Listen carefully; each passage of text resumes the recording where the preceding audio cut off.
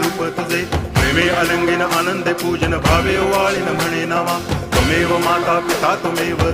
बंधुश्च सखा त्वमेव विद्या करुणं त्वमेव सर्वं मम देव कायेन वाचा मनसेन्द्रियैर्वा बुद्ध्यात्मना वा प्रकृति स्वभावात् करोमि यद्यत् सकलं परस्मै नारायणायति समर्पयामि अच्युतं केशवं रामनारायणं कृष्णदामोदरं वासुदेवं हरि श्रीधरं माधवं गोपिकावल्लभं जानकीनायकं रामचन्द्रं भजे हरे राम राम